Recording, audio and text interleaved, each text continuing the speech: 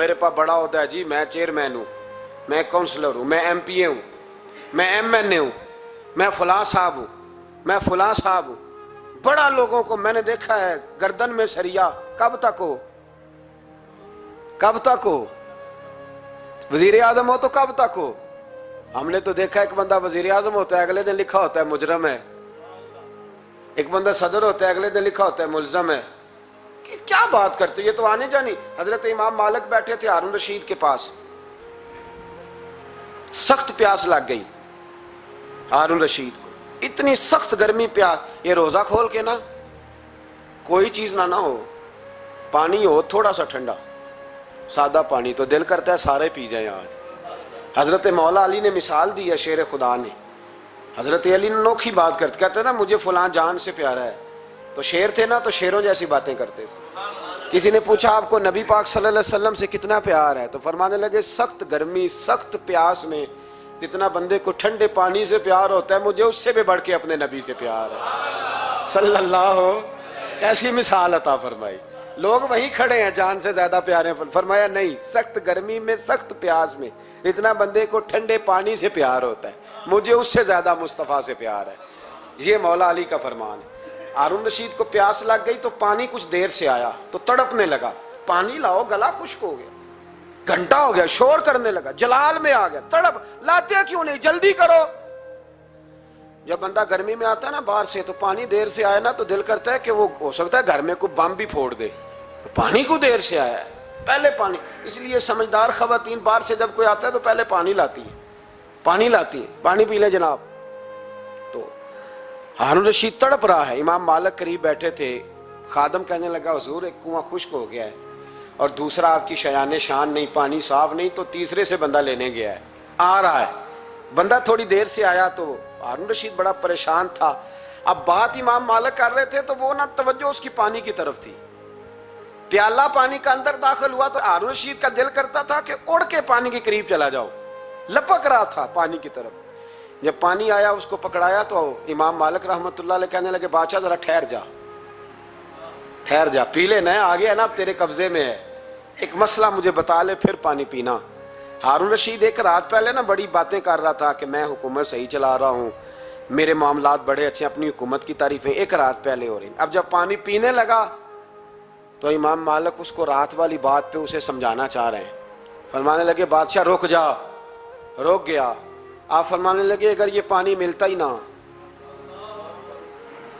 پورے ملک میں نہ ملتا، پھر تجھے پتہ چلتا پوری دنیا میں نہیں. ذرا سوچیں آپ، اگر پانی خدا نہ خواستہ اگر پانی ملے ہی نہ، کہا نہ ملتا، پانی کو کوئی اہمیت تو نہیں نا ہم دیتے، نلکا کھلا ہے تو کھلا ہے، اور اگر ملے نہ تو ہماری بنیادی ضرورت ہے پانی، ایک قدم نہ لوگ چل سکے. کہا ہارون رشید اگر ملے ہی نہ اور اگر تجھے لینا پڑے ایک پیالہ پانی کا تو کیا دے کے لے گا؟ کہنے لگا میں اپنی آدھی سلطنت دے دوں گا، آدھی حکومت اور پانی کا پیالہ لے لوں گا. امام صاحب فرمانے لگے چل سمجھ میں آ گیا، پی لے پانی. اس نے پی لیا تو پیا اس طرح کہ پانی پیالہ منہ سے لگایا تو اتارا تب بھی جب ختم ہو گیا تو امام صاحب فرمانے لگے پی لیا؟ کہ پی لیا. فرمانے لگے ایک مسئلہ اور بتا، اب اگر تو نے پانی پی لیا تیرا پیشاب بند ہو جائے، یہ پانی پینے کے بعد پھر پیشاب آنا بھی ضروری ہے، اگر بند ہو جائے تو پھر کیا دے گا؟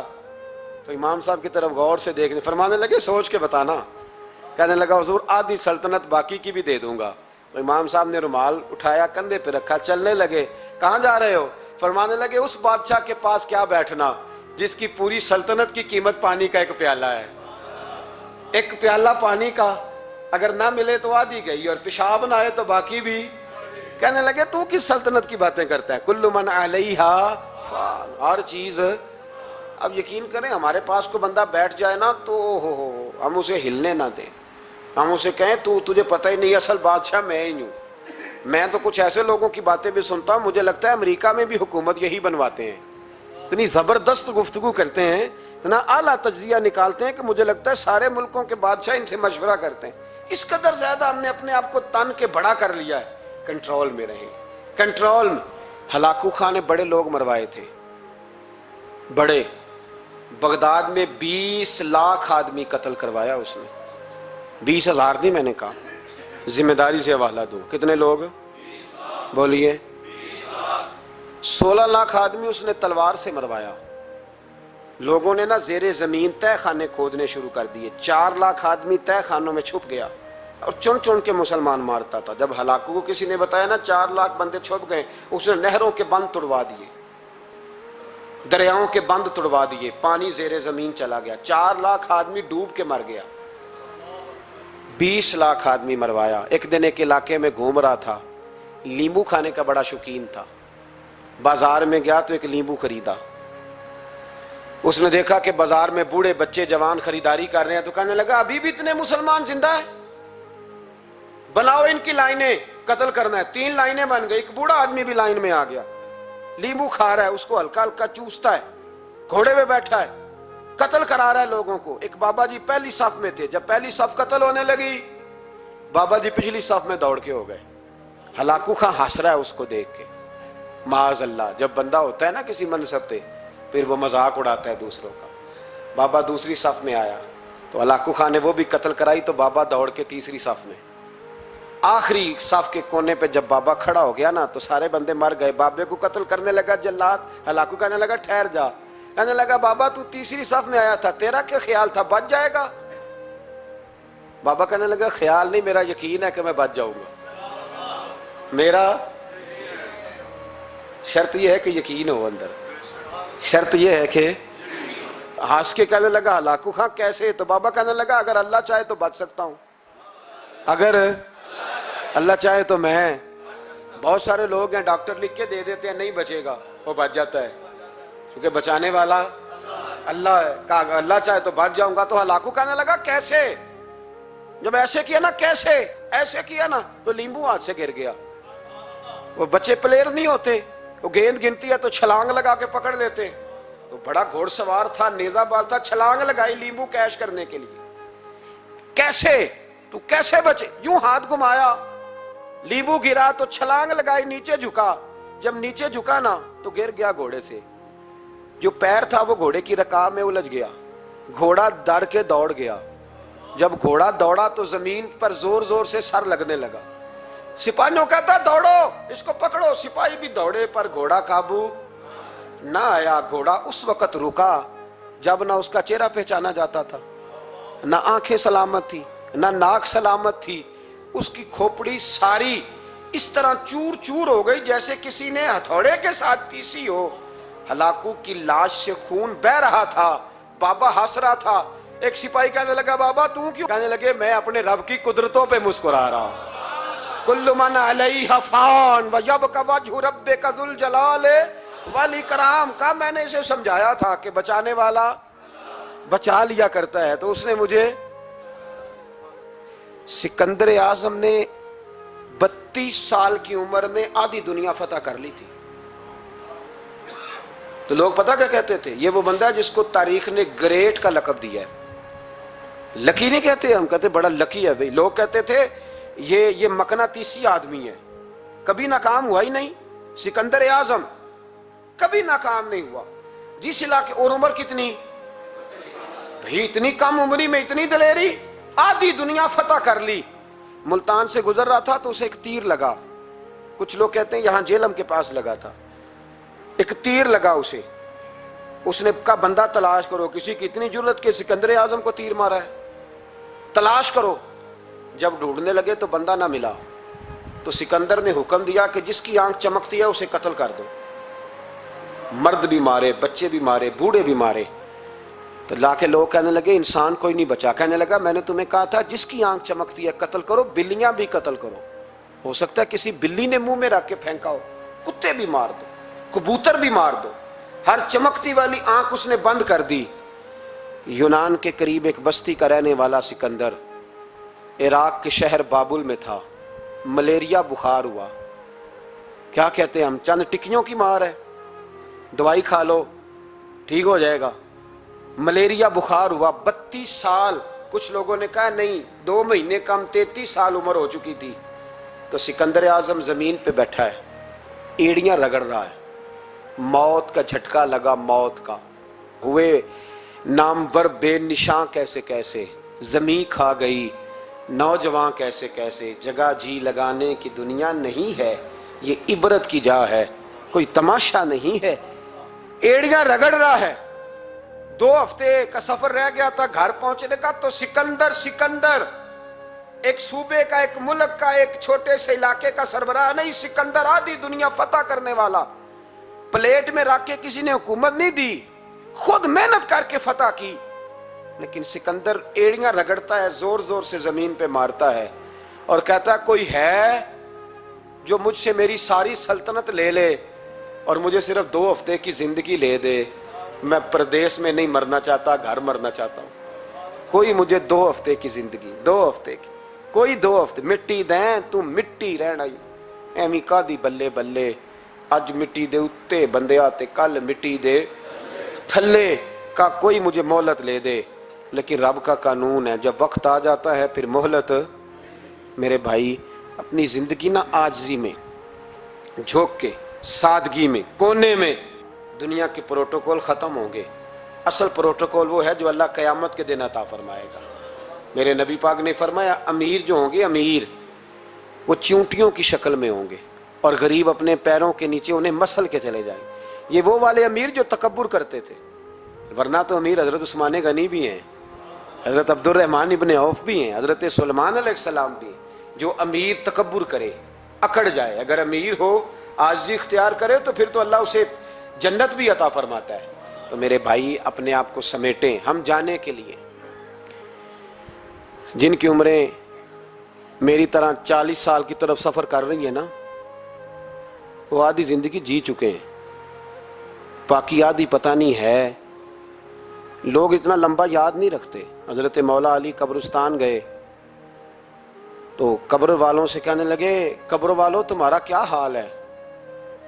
تو ایک مردہ قبر کے اندر سے بول کے کہنے لگا علی کفن پھٹ گیا ہے، ہڈیاں چور چور ہیں، مال تو پتہ نہیں کہاں رہ گیا پر حساب دینا پڑ رہا ہے، آپ بتائیے پیچھے ہمارے گھر والوں کا کیا حال ہے؟ تو حضرت علی فرمانے لگے جہاں تم بیٹھتے تھے وہاں کوئی اور بیٹھنے لگ گیا ہے، تمہاری بیویوں نے نئے نکاح کر لیے، تمہارے دوستوں نے نئے دوست بنا لیے، اب تو لوگ تمہیں یاد بھی نہیں کرتے، اب تو تمہارا ذکر ہی کوئی نہیں کرتا، اب تو ختم ہو گیا، تمہارا تذکرہ بھی کوئی نہیں۔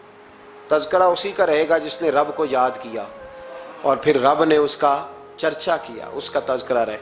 اپنے آپ کو ایک موقع پر بھی کبھی متکبر نہ ہونے دے، عاجزی حسن ہے زندگی کا۔ خزانہ آئے تو قارون نہ بنے، محل بنائیں تو شداد نہ بنے۔ اگر اللہ تعالیٰ دولت دے تو کبھی بھی اپنے آپ کو نمرود اور فرعون نہ بننے دے، اقتدار ملے تو کبھی بھی اپنے آپ کو ہلاکو خاں اور چنگیز خاں نہ بناؤ، اور اگر نمازی بنو تو وہ والے نمازی بنو جو نمازی بھی ہوتا ہے۔ حضرت عمر فاروق کو کسی نے عید والے دن دیکھا تو عمر رو رہے تھے، چھوٹی عید والے دن۔ ہمارے ہاں تو لوگوں نے ڈیک تیار کر کے رکھ لیے ہیں، تیاری ہو گئی ہے، چاند رات کو جو نیکیاں کمائی ہیں وہ ساری شیطان کے حوالے کریں گے معاذ اللہ ماشاء اللہ، اس کو کہیں گے لے جا ہم نے کمائی ہیں تیرے لیے، فوراً پہلی رات ہی، ادھر اعلان ہوا نہیں ادھر تماشے لگے نہیں معاذ اللہ۔ حضرت عمر عید والے دن رو رہے تھے، کسی نے کہا عمر یہ خوشی کا دن ہے آپ رو رہے ہیں؟ تو فرمانے لگے خوش تو وہ ہونا جس کو یقین ہے کہ اس کا نماز روزہ قبول ہو گیا، مجھے تو ابھی پتہ ہی نہیں میرا قبول ہوا ہے کہ واپس کر دیا جائے گا، جاؤ مجھے کچھ خبری سناؤ آ کے کہ میرا قبول ہوا، وہ تو بے نیاز ہے۔ تو میرے رسول کریم صلی اللہ تعالیٰ علیہ وسلم کی عالی مرتبت خدمت میں ایک جنگ کے موقع پر صحابہ نے عرض کیا تھا کہ یا رسول اللہ صلی اللہ تعالیٰ علیہ وسلم فلاں آدمی بڑی ہمت سے لڑ رہا ہے، جہاد کر رہا ہے، بڑی بات ہے۔ تو حضور نے فرمایا یہ جہنمی ہے، جہاد کر رہا تھا، توجہ ہے میری بات پر؟ حضور نے فرمایا یہ جہنمی ہے، یہ دوزخی ہے، یہ بندہ جنتی نہیں۔ جب سرکار دو عالم صلی اللہ تعالیٰ علیہ وسلم نے یہ بات ارشاد فرمائی تو صحابہ کہتے ہیں ہمیں تجسس ہوا کہ یہ کیا بات ہوئی، اتنی ہمت سے، جوان مردی سے، اتنی وہ دلیری سے لڑ رہا ہے اور حضور نے فرما دیا دوزخی ہے۔ کیسے دوزخی کیسے؟ تو ایک صحابی کہنے لگے میں اس کا پیچھا کرنے لگا، جب پیچھا کرنے لگا تو اس پر کچھ زخم کاری لگ گئے تھے، زخم گہرے تھے، وہ زخموں کو برداشت نہ کر سکا، اور ایک مقام ایسا آیا کہ اس نے خود اپنے پیٹ میں خنجر لگا کے، پیوست کر کے، خنجر مار کے یا تلوار مار کے یا نیزہ مار کے اس نے خودکشی کر لی، زخموں کی تاب نہ لا سکا۔ حضور نے فرمایا تھا کہ یہ جہنمی ہے، تو اس کی وہ جو بات تھی وہ صادق ہو گئی۔ کہتے ہیں میں فوراً بولا، میں نے کہا میرے محبوب جو فرماتے ہیں حق اور سچ ہی فرماتے ہیں، دیکھو کس موت مرا ہے۔ اب اس پر مفسرین نے لکھا ہے کہ وہ بندہ جو گھر سے نکلا تھا نا، تو وہ دین کے لیے لڑنے نہیں نکلا تھا، وہ قومیت کے لیے لڑنے آیا تھا کہ میرا سارا قبیلہ گیا ہے تو مجھے بھی جانا چاہیے، ہماری قوم سے فلانی قوم ٹکرائی ہے تو لہذا ہمیں۔ اس کی نیت میں، ارادے میں دین، للہیت اور خلوص شامل ہے۔ اس کی دلیل وہ حدیث ہے جس میں حضور نے فرمایا کہ عالم بھی، سخی بھی اور شہید بھی اس وجہ سے جہنم میں جائیں گے معاذ اللہ کہ ان کی خدمات کی وجہ اللہ کی رضا نہیں تھی، خدمات کی وجہ ذاتی شہرت تھی، بہادری کے دعوے تھے، سخاوت کا سبب یہ تھا کہ لوگ انہیں سخی کہیں۔ خلوص والا جو عمل ہوتا ہے نا، خلوص والا، وہ تو بڑا تھوڑا بھی ہو تو قبول ہوتا ہے، اس میں بڑی، دیکھیں نا اللہ کی بارگاہ میں مقدار نہیں دیکھی جاتی، معیار دیکھا جاتا ہے، مقدار نہیں دیکھی جاتی، معیار دیکھا جاتا ہے۔ نبی کریم علیہ السلام نے ایک جنگ کے موقع پہ اعلان کیا کہ ہر بندہ چندے میں حصہ دے، قحط کا زمانہ ہے، بہت زیادہ مال کی ضرورت ہے، ہر آدمی آئے حصہ ڈالے، آگے بڑھے۔ جب سرور دو عالم صلی اللہ تعالیٰ علیہ وسلم نے یہ اعلان فرمایا، حضور نے حکم دیا تو بڑا بڑا مال دیا۔ حضرت عثمان غنی نے کئی سو اونٹ دیے مال کے بھر کے، حضرت صدیق اکبر نے بھی بڑا دیا، فاروق اعظم نے بھی آدھا مال دیا، حضرت عبد الرحمن ابن عوف جیسے لوگوں نے ہزاروں اور لاکھوں دینار دیے۔ ایک غریب صحابی تھے، وہ فرماتے ہیں میں نے زور سے عصر تک یہودی کے باغ میں مزدوری کی، چند کلو کھجوریں ملی تو لا کے میں نے حضور کی بارگاہ میں نذرانہ پیش کیا۔ فرماتے ہیں میرے دل میں خیال تھا کہ وہ میری اٹی کیا کرے گی، میرا ایک قطرہ کیا کرے گا، جہاں لوگوں نے لاکھوں دیے، ہزاروں دیے تو کیا بنے گا۔ لیکن فرماتے ہیں قربان جاؤں، وہ ڈھیر لگا تھا مسجد نبی میں مال کا، میرے نبی نے نا وہ مال اٹھا کے جو میں نے دیا تھا اس کے اوپر بکھیر دیا، اور حضور فرمانے لگے سن بھائی، جتنا ان سب کو اجر ملے گا اتنا اللہ تجھے اکیلے کو عطا فرمائے گا، اتنا تجھے اکیلے کو ملے گا۔ پیچھے دلیل ہے، میرے نبی پاک علیہ الصلوۃ والسلام کے فرمان کے پیچھے دلیل ہے کہ اس میں خلوص بڑا تھا، اس بندے میں للہیت بڑی تھی، اس میں ذوق تھا، شوق تھا، ہمت تھی، اس نے محنت کی تھی۔ تو خلوص والا تھوڑا عمل بھی زیادہ ہو گیا۔ چھوڑیں ریاکاریاں، چھوڑیں تصنع، کوئی بھی کام کریں تو پہلے دل سے فتویٰ پوچھیں، پہلے اپنے آپ سے پوچھیں کہ یہ جو کام میں کر رہا ہوں، جس طرف میں جا رہا ہوں، یہ بات درست ہے کہ نہیں۔ پھر جب آپ سمجھ لیں کہ بات درست ہے، پھر اس پر اور محنت کریں اور خلوص کا مظاہرہ کریں۔ اب جب نماز کی نیت کے لیے کھڑے ہوں تو پھر ایک دفعہ نیت، یہ جو نیت ہوتی ہے نا نماز کی، اس کا مقصد بھی یہ ہوتا ہے کہ ذرا نا جسم کا قبلہ بھی ٹھیک کر لو اور ارادے کا قبلہ بھی ٹھیک کر لو، ذرا نا درست کر لو اپنے آپ کو۔ نیت المومن خیر من عمل، مومن کی نیت اس کے عمل سے بھی بہتر ہوتی ہے۔ دعا کرتا ہوں اللہ کی بارگاہ میں اللہ ہمیں اپنی اور اپنے محبوب کی رضا نصیب فرمائے۔ آخر دعوانا ان الحمدللہ۔